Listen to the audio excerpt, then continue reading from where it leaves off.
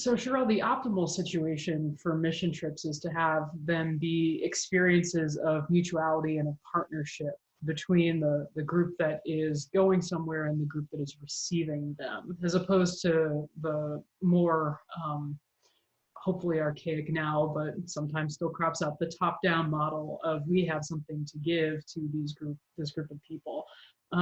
What can a leader do before the trip to infuse that understanding in the group that they are taking?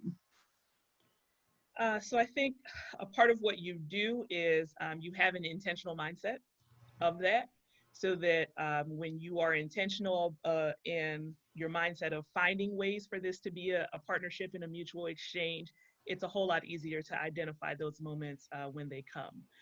If you are a youth worker or a youth leader that is planning a trip in which the group you are managing is going to be immersed in another culture, which is often something that we see, I think before you get there, you work with whoever your contact is on the other side of finding an activity or something to do that will take your group and expose them to the culture of the group they are visiting, and allowing then the group that you are visiting to shine, kind of like take the moment of their strength and then to show the group that you're bringing down, this is something that we do and this is why we do it, and to even teach them a skill.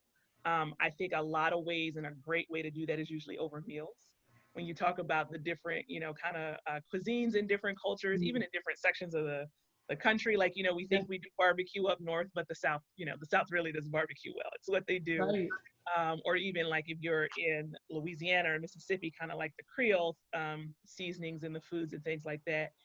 Usually like dances or things that are different and present in the different areas, or ways that like kids love that kind of stuff. So I think that's something that they really get into.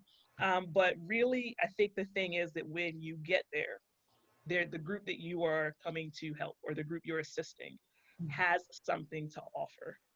And you just need to do the work before you show up of identifying that and identifying a way for them to show your group that. I've seen that done in a lot of great ways, but the intentional mindset is where that starts. You have to be looking for that thing. I think a good thing to do as well is to come up with a list of questions for your kids, to kind of, before you leave for your trip, whether it's a day-long trip or it's a week-long trip, to kind of come up with some questions, some things that might spark their curiosity and spark them to kind of look for different things. And then when you get back from your trip, you reaffirm all of those things. You kind of pick up on, what did you really like, or what's something you did down there that we can't do, here? Did you learn anything? And, those kind of things. And having conversations with them about it. Yeah, that makes a lot of sense. It's something you mentioned before, but reminding our group that we're taking, right, that, hey, these are real people, right, that have their own sense of culture, that have their own gifts to share. And this is something that we can learn from in a really big way. And actually, is that not a huge part of the missional work that we are engaged in? Absolutely. Yeah, thanks.